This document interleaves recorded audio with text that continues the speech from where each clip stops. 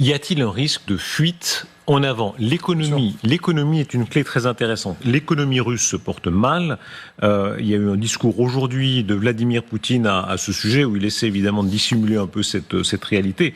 Elle se voit dans l'inflation, dans la courbe de l'inflation, dans les taux directeurs de la Banque centrale russe, dans l'augmentation des prix très concrètes, les grandes productions d'obus, etc. En revanche, ça se passe beaucoup moins bien pour la pomme de terre, par exemple. La pomme de terre, c'est quelque chose en Russie, voilà, ça c'est l'inflation. Pomme de terre, 50% d'augmentation. Le beurre, 23,4%. Le pain, 11%, etc.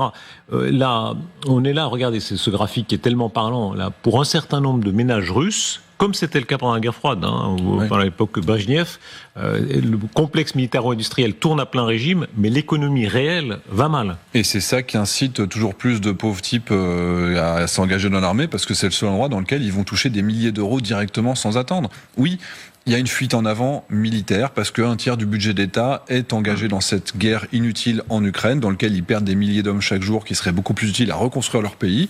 Oui, économiquement, ça va pas, mais néanmoins, pour l'instant, ils tiennent. Et la question, c'est qui va craquer en premier.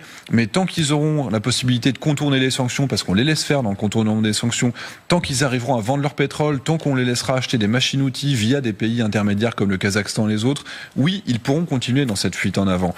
Et leur économie, finalement, elle ne tient pas parce qu'ils continuent sur leur guerre et que le pays est en train de dilapider tous les bijoux de famille qu'ils avaient accumulés pendant des années. Est-ce qu'on sous-estime ce danger de l'économie de guerre ? Les historiens rapportent toujours comment, à la fin, même à l'écroulement du Reich, même Berlin détruite, l'économie allemande tournait comme par miracle, continuait à tourner, parce que l'économie de guerre, c'est très particulier. Bien sûr, la population est bien engagée dans cette économie de guerre et c'est leur seule façon de subvenir à leurs propres besoins. Donc il y a des entreprises classiques qui perdent leurs employés parce qu'ils vont aller être mieux payés pour produire des obus ailleurs. Et donc tant que le pays continue à être en guerre, cette économie, on est sur une sorte de surchauffe, mais cette inflation, finalement, elle n'est pas gênante pour la population qui est engagée dans l'armée et qui travaille au profit de l'industrie de défense. Comment comprendre que les Occidentaux ne profitent pas de ce moment, maintenant que l'économie russe est très, très affaiblie, pour être plus offensifs, et que les Ukrainiens n'en profitent pas.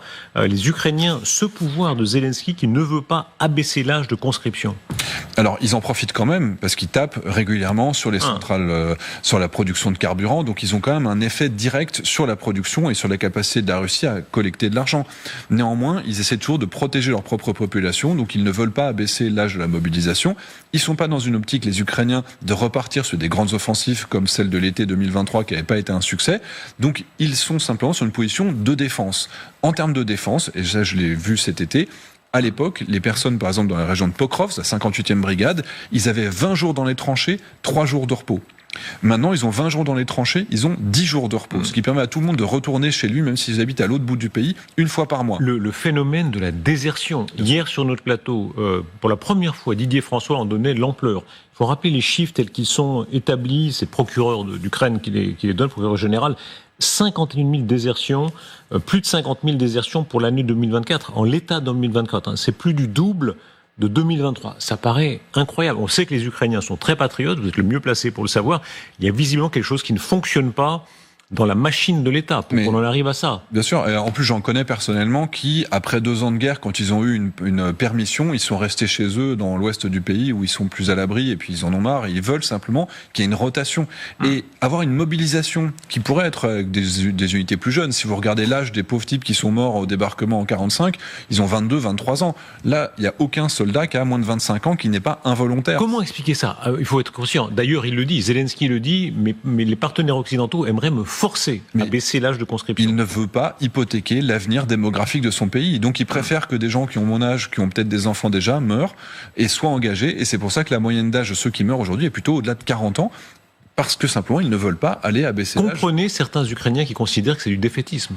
Parce que, par exemple, le fait qu'ils aient dépénalisé la désertion. Ouais, alors, quand on déserte, c'est quand même un acte. Normalement, c'est un acte qui vaut se faire fusiller dans un sacré paquet de pays. Et connaissant votre caractère, je pense que vous seriez plutôt pour ce genre de... Non, alors j'irai pas jusqu'à fusiller les déserteurs, mais je pense qu'on peut trouver des options pour que des gens qui ont été très longtemps sur le front puissent faire de la logistique, puissent creuser les tranchées sur les arrières et être utiles d'une autre manière à leur pays.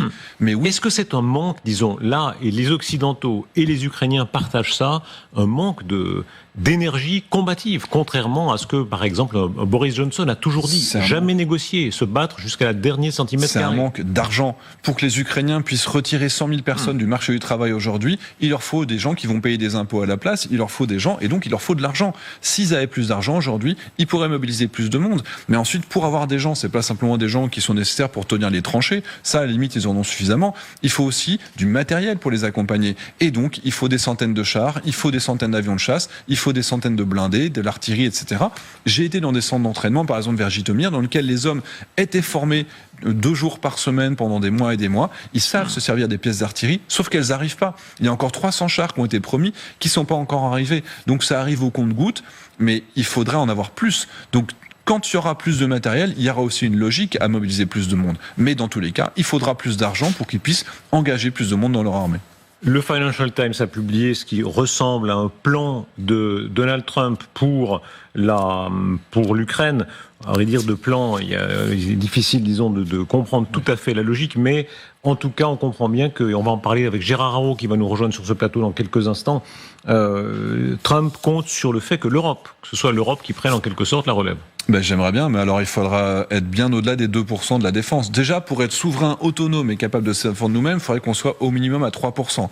Dans un effort de guerre comme on l'a aujourd'hui, pour éviter une 3e guerre mondiale vers laquelle on est en train de tendre, évidemment qu'il faut aller bien au-delà dans les dépenses. On est au cœur du sujet, c'est-à-dire est-ce que les Ukrainiens devraient consentir à sacrifier plus de jeunes générations et les Européens plus d'argent, beaucoup plus d'argent, pas un peu plus, comme les Polonais, 4%. On parle d'une question d'éviter la 3e guerre mondiale et éviter d'être ouvertement en guerre avec la Russie dans 2 ou 3 ans, comme le disent les états-majors allemands, comme le disent les renseignements de plein de pays qui sont en première ligne. Donc si on ne fait pas l'effort financier maintenant de soutenir davantage l'Ukraine, oui, demain ce sera le prix du sang qu'on devra payer. Les Ukrainiens, eux, ils n'ont pas le choix. De toute façon, le prix du sang, ils le payent déjà et ce sera pire si on ne les aide pas demain.